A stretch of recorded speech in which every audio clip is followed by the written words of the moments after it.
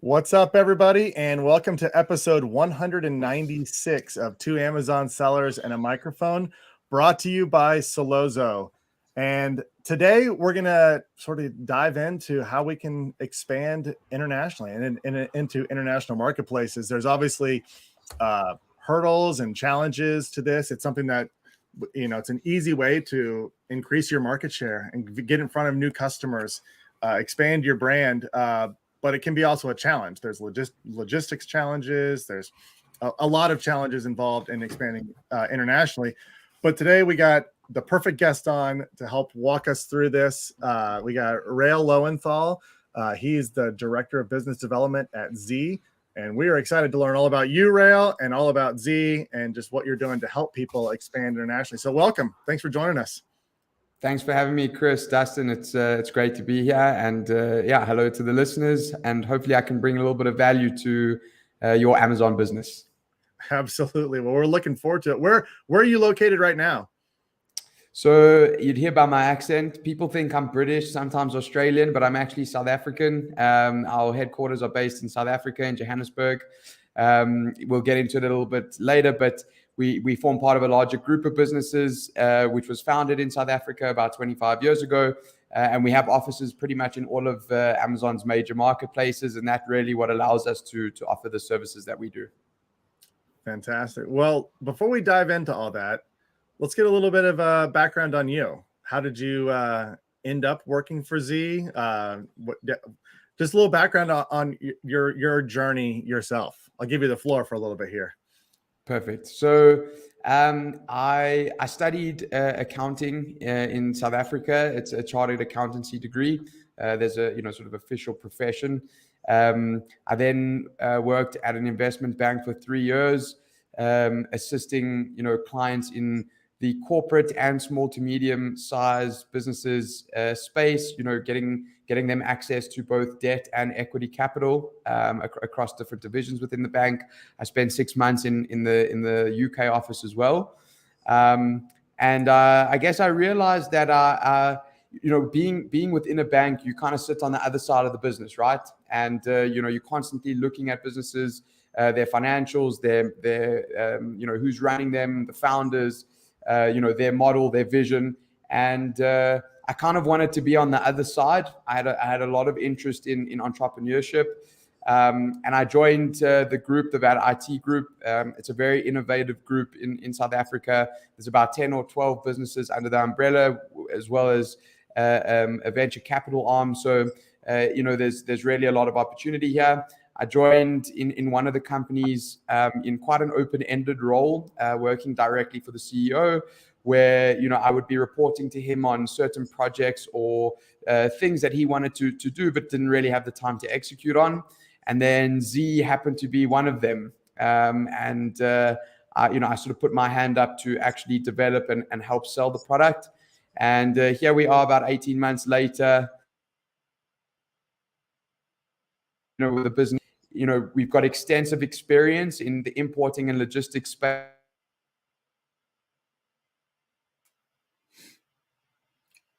I think he's cutting out a little bit, Chris. Is that happening? Yeah, a little bit. We'll see if he comes in. Yeah, I want to learn more about this. So. Well, we were just at Prosper and walking through the show. Mm-hmm. We noticed them. We noticed the banners and stuff. And so you're always like, who is this? And who are they? And what do they do? So I think we got him back now. Let's get him back in here. Yeah. So, sorry about that, guys. I'm not sure what happened there. No worries. That's all right. We were just talking away over here. So Chris was mentioning while you're gone that we were at Prosper and we saw your stuff, all over the place, and we're excited to learn more about you. So continue where you left off. Cool. Yeah, I'm not sure what was the last thing that you heard. You were just going through your journey. You were talking about you decided to take on the project of Z. That's sort of where you left off. Yeah. So we have quite a lot of extensive experience the last 10 years in importing and logistics for technology and medical and pharmaceutical companies, and we've now replicated that technology in the e-commerce space which I believe is probably the fastest growing industry in the world. It's a really exciting space to be. Prosper was an amazing experience just to actually see it in the flesh, in a somewhat post-COVID world. So yeah, that's about the journey. My responsibility now with Z is new client acquisition and client relationship management. And I'm very excited to be here to talk a little bit more about what we actually do.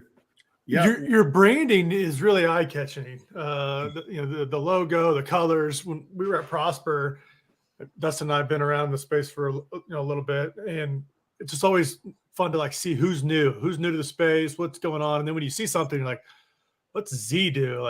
Z is one, Carbon 6 was another one. We're like, what's Carbon 6 do? So there's all these pop-up software tools and services coming out. What makes Z different than any other freight forwarder? What's different about it? So Z is not a freight forwarder ourselves. We partner with freight forwarders and couriers that have extensive experience in the Amazon world or in Amazon deliveries to help with as a value-added service to the core offering that what we offer. That core offering is import of record services, and what that means is we provide a local business in the destination country that the Amazon seller is looking to expand to be listed on their customs documentation so that their goods can actually clear customs. It's a legal requirement in most countries. There's quite a lot of risk and liability that is involved in taking on that responsibility on behalf of the seller. But we've built a technology and we've become and built a team, let's say, around mitigating that risk and making sure that our clients actually have a really smooth experience in expanding. Okay, single seller, like a seller wants to do, they want to go to UK, European marketplace. Why couldn't I just do this on my own? Tell me what, I know you said you help with the importer of record, but if I did this on my own, what hurdles am I going to have to go over by myself if I don't know what's going on? Why would Z help me with that? Okay, cool. I think I should take you through the process. So, yeah. The first thing is, right, I'm a US seller. I've got an established brand or set of products in the US that do pretty well. They're pretty profitable. And in any e-commerce business, really, you would have two ways in which you'd want to grow the business. One of them would be to add additional products to your offering in your existing market, or to take your existing profitable products and introduce them into new marketplaces. And really, that's one of the biggest selling points of Amazon is they give you an easy entry into a new country, right? So now, as a seller, you've now chosen that second route of growth. You want to get into some new markets. The first thing that you'd have to consider is product compliance. So if you're in the electronics category, for example, if you want to sell in the UK or in the EU, your products would need to be UKCA or CE marked, as an example. You'd need certain declaration of conformities and testing certificates that would be asked for at customs now. And if you went and tried to ship that on your own, chances are your shipment would get stuck because customs would be asking you for all of that documentation. So the first part the first part of Z's product offering is to take your products that you want to introduce into the new market, identify what are the product compliance requirements. So what is needed at import, what is needed for sale, and then we'll actually help you obtain whatever else is necessary to get you fully legal for sale and legal for import for your products. Got it. So when a seller comes to you, you're looking at what their offering is or what their niche is, and you're seeing if there's any type of compliance issues that need to be addressed first before they even entertain going into those different marketplaces. Correct? Correct. And it goes as far as Amazon actually won't let you list some of your products if you don't have the necessary compliance in place. So you talk about even trying to get the products there. Even before you've tried to get the products there, Amazon won't even let you do the listing unless you have some of the compliance in place. What are some of the other niches? You mentioned electronics. What are some of the other categories that have these compliance issues that sellers need to know about before they even go to these international marketplaces? Is it like sports and outdoors or baby? Is there certain categories that just are more hard to get in internationally? So every product category that you sell in will have some form of compliance requirement for the destination country, because there's a formal import taking place. That will be necessary. It would even be necessary when you import it into your home country. You're not going to be able to just get anything through US customs. There's going to be certain things that are asked for, even when you're importing into your home country. So I'd say that that's the starting point. If you want to talk about the more difficult products or product categories to get imported into new countries, toys, baby products, food, supplements, cosmetics to some degree. It just depends on what type of cosmetics. But I'd say those are probably the most, there's the most hurdles to go through in terms of a compliance perspective. Okay, let's go back to that example. We've got the compliance done with electronics. You've communicated with myself. I'm selling this electronic product. You're like, Chris, you need to do this, yada, yada, yada. I do all this stuff. What happens next? Okay, so what happens next? You as the seller, you'd need to obviously, create your listings or register your brand in the next country that you're looking to go to. Your Amazon account manager can help you do this, or you just pester seller support to help you do it. It's more difficult to do it on your own. So that would be my first recommendation. You want to get your brand registered in the next country. The other things to consider before you go would be two things: a translation of your listings and a localization of your listings. Okay, so just to get into a little bit more depth there, translation sounds pretty simple. It's like, okay, well, I'm selling in the US. This is an English-speaking country. Now I want to sell in Germany. That's a German-speaking country. I need to translate my listings. You can't go to Google Translate. That won't work. You're not going to speak to the German market by taking your US listing and translating it into German. You need to localize your listing, meaning you need to talk to the consumer in Germany. Okay, it even goes as far as when you sell if you're going to go from the US to the UK has different spelling for certain words. So let's say you sell a coloring in book. In the US, you would spell it COLOR. In the UK, you spell it COLOUR. And if you don't have that U in your listing in the UK, you miss out on PPC and organic ranking. So there's, that would kind of be you'd need to consider that first before you'd ship. The next part of the process really would be for us to take care of. Once you've got your Amazon part of it done, we prepare all of your customs documentation. We will submit all of that to customs, and we will facilitate the end-to-end logistics of your shipment into 3PL or to the Amazon facility itself.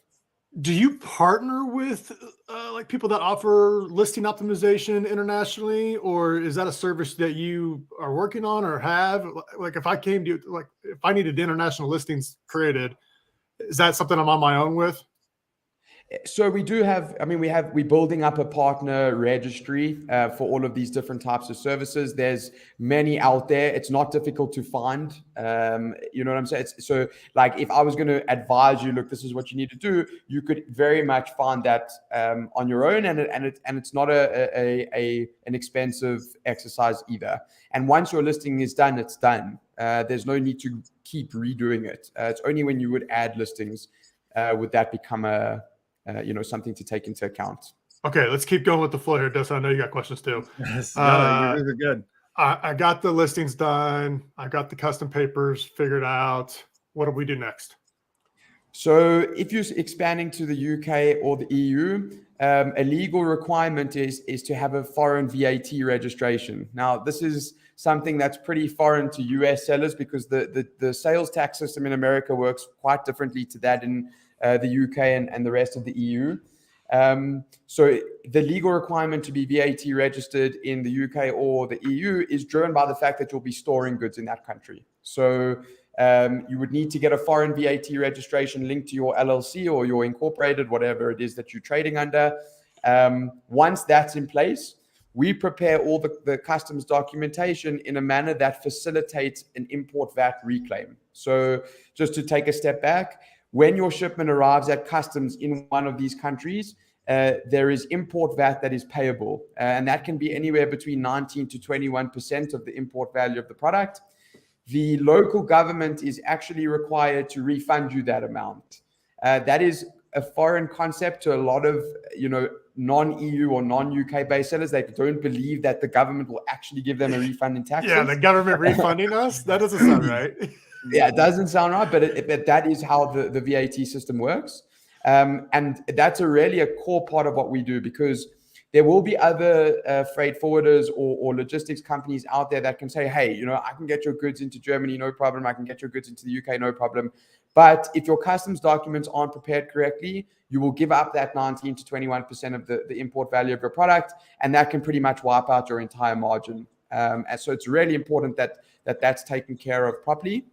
From that point, you know, again, the facilitating the end-to-end logistics then becomes quite an important part. So whether it's air, road, or sea, we can, you know, we've partnered with freight forwarders and courier services in the industry that have extensive experience in Amazon deliveries.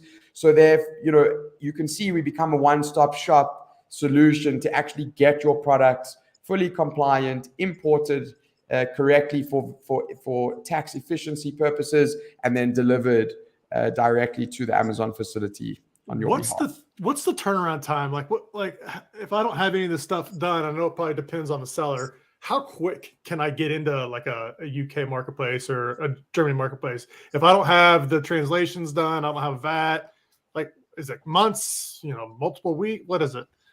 So the VAT registration is probably the biggest blocker. That is a process that can take anywhere between 8 and 12 weeks, just depending on which tax office you're actually going through. So that, you know, and there's one of two ways you can go about that. Amazon have a VAT services. They offer it at pretty much next to nothing to get you registered.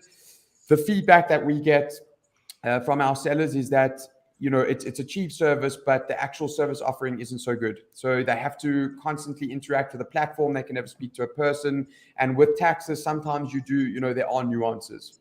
The alternative is that there are other providers in the market that can give you a little bit more of a high tax solution. So that's your choice. It would just be a little bit more of an additional investment.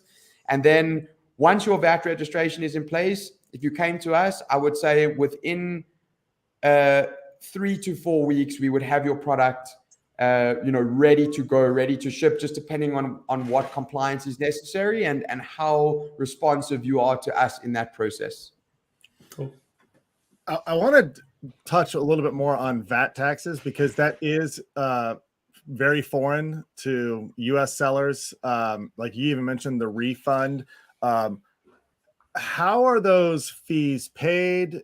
Like, who is it coming out of your Amazon proceeds? Are you getting an invoice? Is it, I mean, because like you mentioned initially, like I'm a little confused about the refund. So when we ship in products, it lands at the port, we owe that VAT tax at that moment, correct?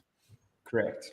And so we pay that. That's part of something you guys facilitate, is that's part of the shipping. We're paying that VAT.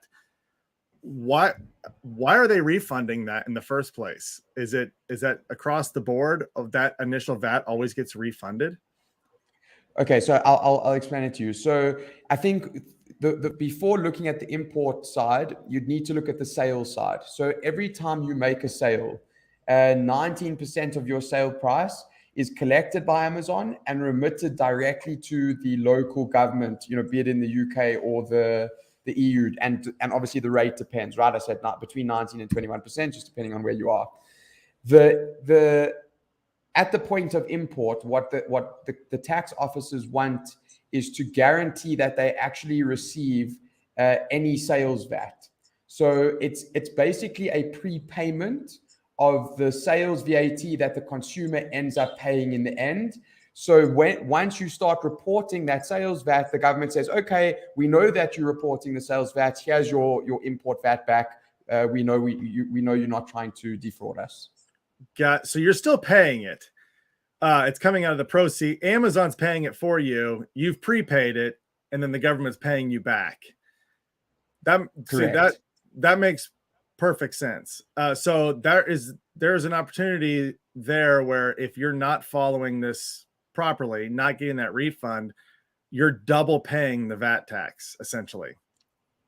Absolutely. And I think what's important for US sellers when they're looking to, or any non-EU or non-UK based seller, when they're looking to go into countries where VAT is applicable, when you're pricing your products, you need to make sure that you've priced in that additional 19 to 21%. You can't price it the same as you would in the US that you would in Europe or the UK, because that 19 or 21% is actually paid by the consumer. It's not paid by the seller. The consumer pays you for your product, but you need to just make sure that you've included that portion so that it can be paid over to the government. You don't want to take that as a knock against the sale price of your actual products. And how quickly does the government refund that money? Well, that's the key question, right? Each government is different. So generally speaking, the UK government are pretty efficient. They also offer a VAT deferment scheme, meaning you don't actually have to pay the import VAT at import. You just have to report it correctly. But again, your documents have to look very specific for that, and you need to have what is known as a PVER account. I don't want to get into too much detail there. It's not really important. The German government, I'd say, is probably next in line in terms of efficiency with repayments. What's actually really interesting with the French government most recently, they were really slow with import VAT refunds.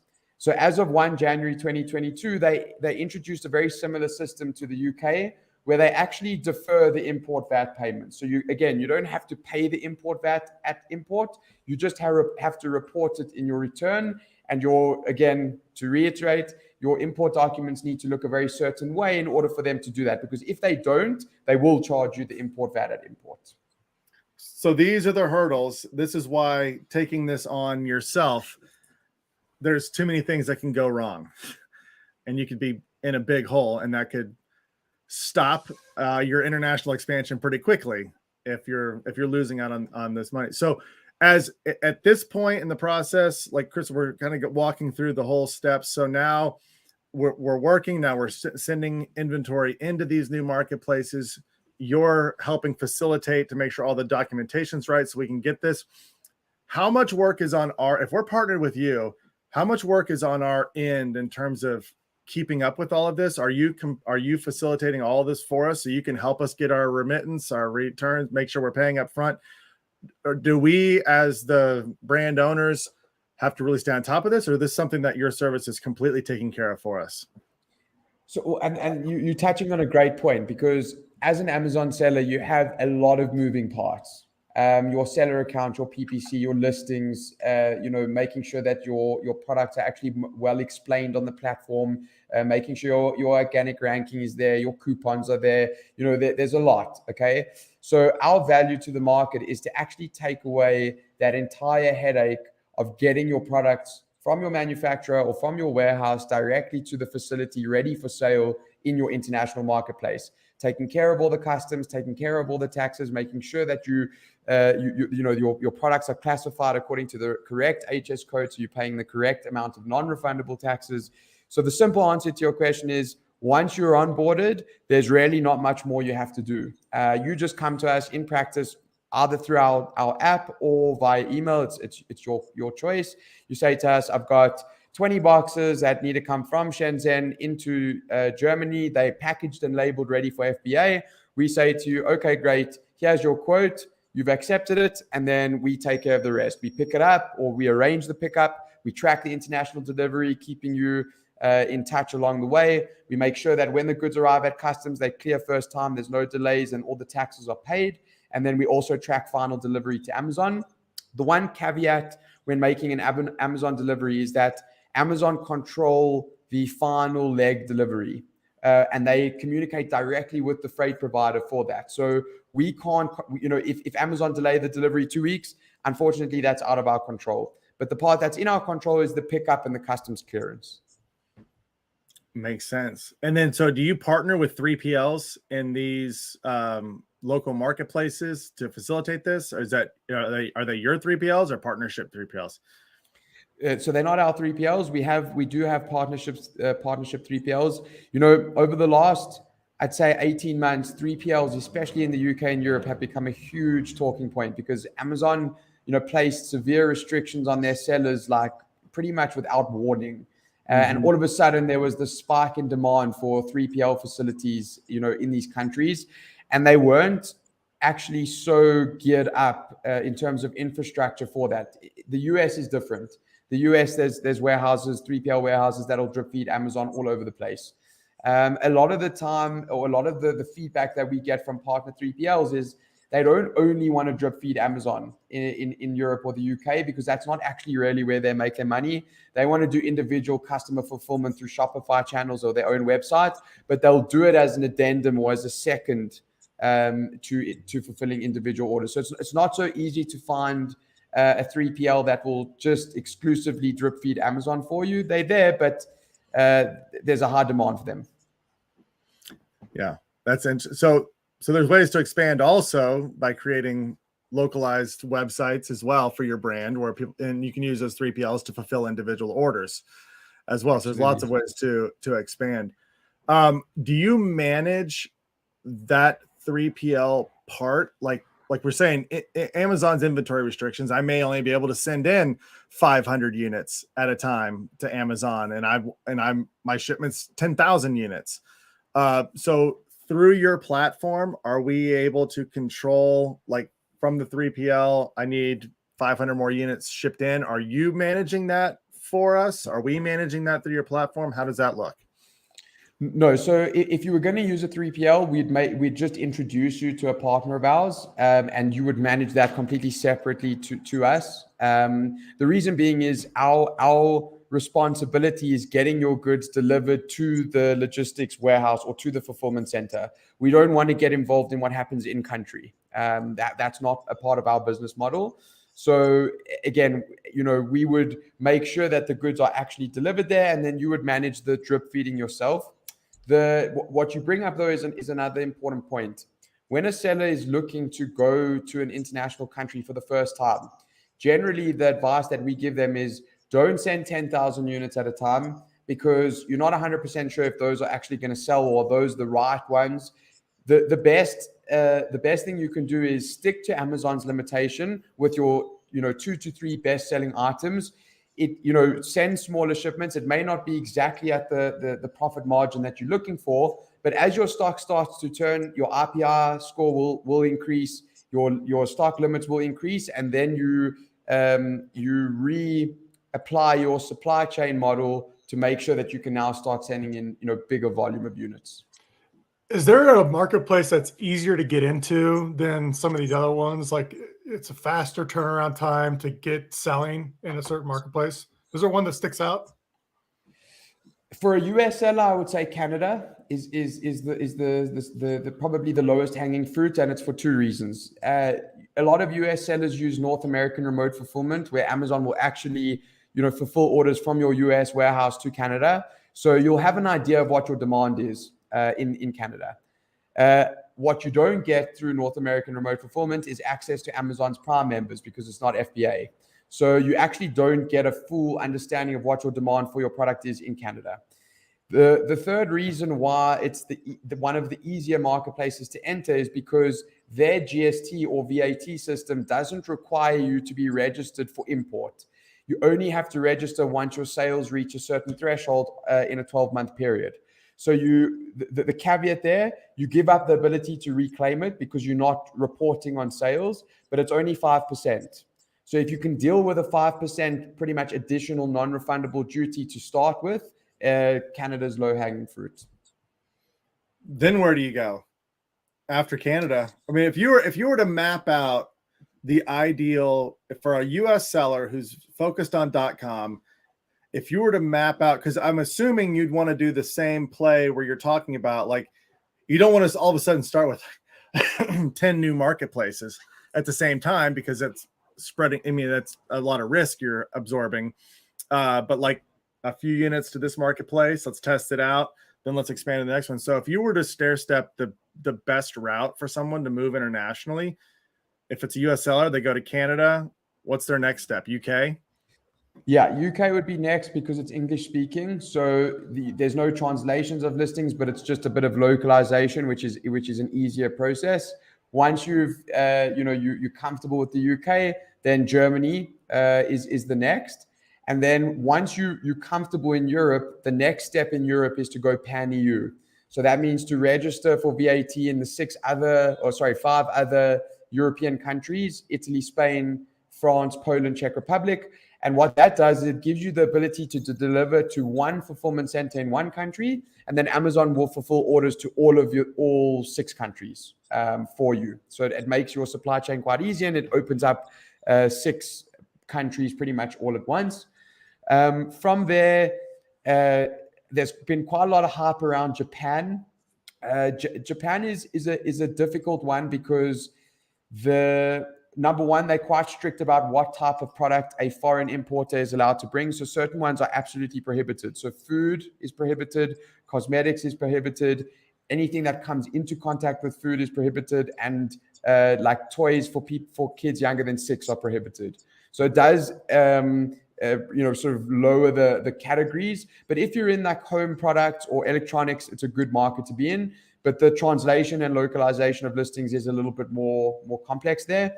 And then the more exciting, route is Australia. That's a fast growing market. It's also English speaking. So, once you've got UK right, Australia would be, a good one to follow. And then the Middle East is also becoming quite popular. So, we've got a lane open to the UAE.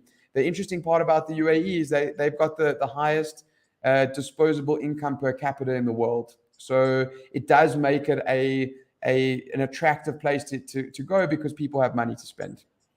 Are those marketplaces like UAE? Do they have a VAT tax system as well? Yes, they have a VAT system similar to the UK and Europe. And again, it's a requirement at import. You would need to be registered before you can import. So there's a lot of work involved. There's a lot of steps, but you can handle a lot. You can take care of that for people. Absolutely. Our value to the market is to make global feel local. That's our slogan. That's our mission as a business. And through our services, and if you're willing to work with us, we'll get you there. I mean, Dustin, Chris, you guys can attest to this. Designing a new product, negotiating with a manufacturer, sourcing raw materials, creating the listing, doing all your pictures, all of that is also an administrative process. It's a difficult process. Not so easy to just introduce some new products into your existing marketplace, right? Once you've done that in your home marketplace and you've got profitable products, consumers around the items that are sold on Amazon behave quite similarly across all marketplaces. We all want the same stuff for our bedrooms, our bathrooms, our electronics, our accessories. When it comes to women, it's cosmetics and those types of categories. It's all similar types of consumables. So if you're profitable in your home country, we see no reason why you shouldn't be profitable in another. Yeah, we talk about this a lot. We were just having a conversation on a podcast a few episodes ago, but it comes down to, like you mentioned, all businesses want to grow, they want to expand, but what's your best return on that expansion? Is it developing a brand new product, going wider in your marketplace? There's a lot of costs involved in that. Like you mentioned, you've got new product development, launching a new product from scratch. There's a lot of issues there, when at the same time you could double your sales of your same product by going international, or more potentially, depending on, and there's an opportunity there to grow without going through all of the challenges you went through to create your first product in the beginning. 100%. And I think there's one other thing that you're not mentioning at this point. And you talk about risk. If you focused only in the US and Amazon for some reason suspend your US account, that's your business closed for as long as they decide for it to be closed. If you open in the UK, the EU, Australia, the UAE, wherever else, Japan, those accounts remain open. Number one. And number two, you can do dual listings. So if you've got a good rating and good review on your product in the US, you can transfer those reviews and ratings into your new marketplaces. So that helps with your organic ranking and your PPC when you actually move. So sales in one country can actually help sales in another because you've got a dual listing. So you actually diversify the risk of your business by entering a new market as well. So let's take another example just to kind of bring this a little full circle here. Let's say somebody has been trying to do this on their own. So they've done a few of these things. They've got some of these, VAT registrations in other countries, but they've screwed them up. They've messed up the process. It's been a hassle. Can they come to you at this point and say, hey, we need all of this fixed, or we need to reorganize? Can someone in that, I'm speaking specifically about myself here, can they go to you and say, hey, I would like this to be looked at? What needs to be changed? Can we get started better here? 100%. And Dustin, some of our biggest successes from our clients have been from guys who had been selling in 6 or 7 different marketplaces. They had 6 or 7 different suppliers helping them with VAT, with import, with logistics, etc. And then they found us, and they could actually centralize it all in one place, simplify their supply chain, manage their shipments through our app, have one account manager that's actually helping them with all of their countries, and then also add additional countries to that, to their offering. So the simple answer to your question is yes. If you've had trouble with this process in the past, come and talk to us. We'll do an audit of what's happened, and then we'll try and help get you back on your feet and make sure that you do it right the next time. So explain what it looks like through the platform. So I sign up for Z. I'm in your platform. What am I seeing in there? What am I able to control, and what does it sort of look like? So the platform is driven around managing your shipments. So as you log in, you'll have a dashboard of, it'll have like an overview of the shipments that, are going to various countries. There'll be a list of uncompleted tasks that we would need you to do. So let's say you were shipping to Germany and we needed you to send us a declaration of conformity for that particular product. You would open that task, upload that document so that we could get that shipment going. You'd be able to communicate directly with your account manager using a chat function, which I think is quite neat. You can manage this from your phone or from your computer. Then you can obviously pay for invoices. You can track your activity. So there's like a nice dashboard which shows you like where your shipments are going, where the majority, which countries are the best, which are the worst. I'm trying to think if I've left anything else out. I think that pretty much covers it. I would need my techies to come and do a little bit more in depth, but that pretty much gives you an overview. And then obviously, sorry, actually the main one is the quoting functionality. So you can create quotes for your shipments, and then if you want to execute on them, we help you go live through that app. Sounds intriguing. I know a lot of people are listening. This is piquing their interest. They want to learn more. They want to have a conversation. What are the next steps for somebody who's interested in exploring more, utilizing your services? How can they contact you? Where do they need to go? What are the sort of the first steps that they need to take? So there's one of 2 ways they can do this. They can go to our website. It's www.z.co.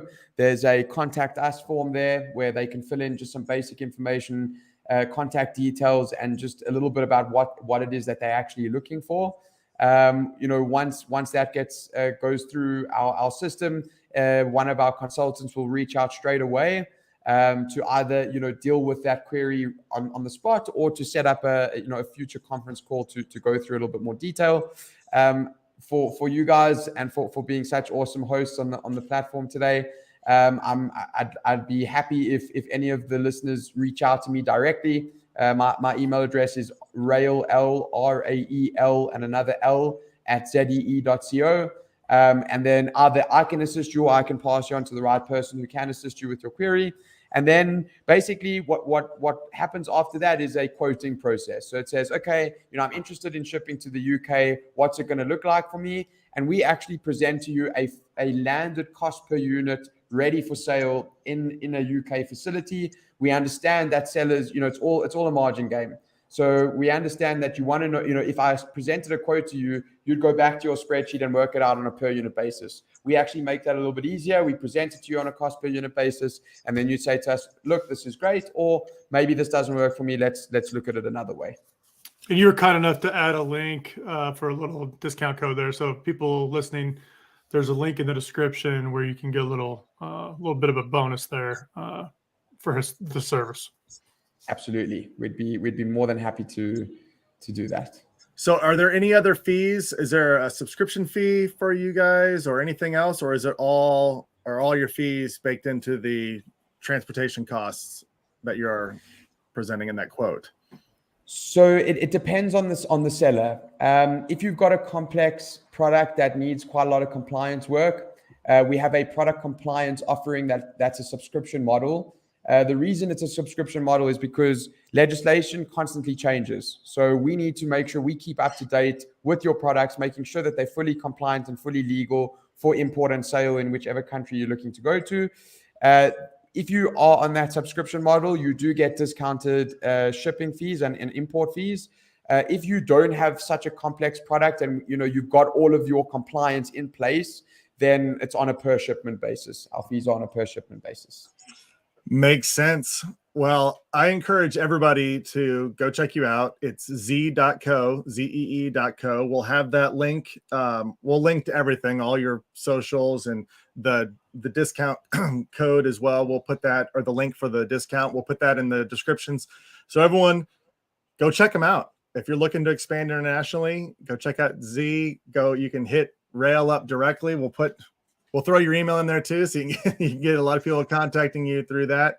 But we really appreciate it, Rail. Thanks for coming on, explaining this. This is a hot topic right now. People are looking to expand. They're looking for ways to grow their business, and this is one way. But I can speak from experience. It's just getting started on your own. I've tried it. I ran up against too many roadblocks, and I was like, I don't have time. I got to go focus on my core competency here and not continue with this, but I'd like to. So your service obviously hits people in that need, in that pain point right there. Dustin, it's because you needed the right partner on board. Come and chat to us, and we'll get you going again. I love it. Well, thanks for joining us, Rail. We really appreciate it, and thanks everybody for tuning in. If you are selling on Amazon right now, or if you're looking to expand in international marketplaces, that's just going to double, triple, quadruple your PPC needs for sure. You're going to have to advertise in those marketplaces. Advertising in different languages can be tricky. Solozo can help you out. We can help optimize your advertising in every marketplace that you sell in. All marketplaces are a part of one package inside Solozo. So we'd love to help you out in your transition towards international marketplace expansion in terms of PPC. So go to solozo.com. You can book a demo. You can talk to either Chris or I. We'll talk about what that looks like, how our system can help automate that entire process for you of launching and optimizing campaigns internationally. Additionally, if you like content like this, if you love hearing about cool new companies, meeting cool people like Rail, make sure you subscribe to our podcast. We're on all the podcast platforms, so you can just subscribe on any platform that is your preferred platform. And you can also see these live streams on Solozo's social media channels, LinkedIn, YouTube, Facebook. They're all there, so you can see all of our episodes. So make sure you subscribe there. All right, everybody. Thanks for tuning in. Rail, thanks so much for joining us. We will see you all next